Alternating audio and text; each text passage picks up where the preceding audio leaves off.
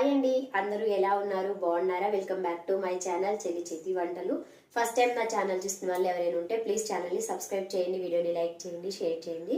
చాలా మందికి ఏంటంటే ఆకుకూరలు ఎలా నిల్వ చేసుకోవాలో తెలియదు కదా. ఫ్రిడ్జ్ ఉన్నా సరే ఎక్కువ రోజులు నిల్వ చేసుకోరు. 3 రోజులకి లేదా 4 రోజులకి అవి ఎక్కువగా పాడైపోతూ ఉంటాయి కదా.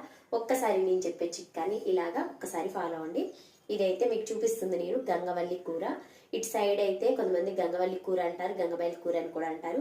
మరి మీ సైడ్ ఈ ఆకుకూరని ఏమంటారు ఏంటి అనేది ప్లీజ్ కామెంట్ సెక్షన్లో ఒకసారి అయితే తెలియచేయండి. ఇలాంటి ఆకుకూరలు అయినా సరే లేదా కరివేపాకు అయినా సరే వాటిపైన ఉన్నటువంటి తడి మొత్తం పోయేలాగా ఒక క్లాత్ మీద వేసేసుకొని చక్కగా ఫ్యాన్ గాలికి ఆరబెట్టేసుకోవాలి. ఆరబెట్టుకున్న తర్వాత ఒక 20 నిమిషాల తర్వాత మంచి బాక్స్ తీసుకొని అందులో మీరు స్టోర్ చేసుకొని ఫ్రిడ్జ్ లో పెట్టుకుంటే కనుక మీకు వారం రోజుల పాటు నిల్వ ఉంటుంది, అస్సలు పాడవదు. ఓకేనండి. మరి మీకు ఇంక చిట్కా నచ్చితే ప్లీజ్ వీడియో లైక్ చేయండి, షేర్ చేయండి, చెల్లి చేతి వంటలు ఛానల్ని సబ్స్క్రైబ్ చేయండి. Thank you.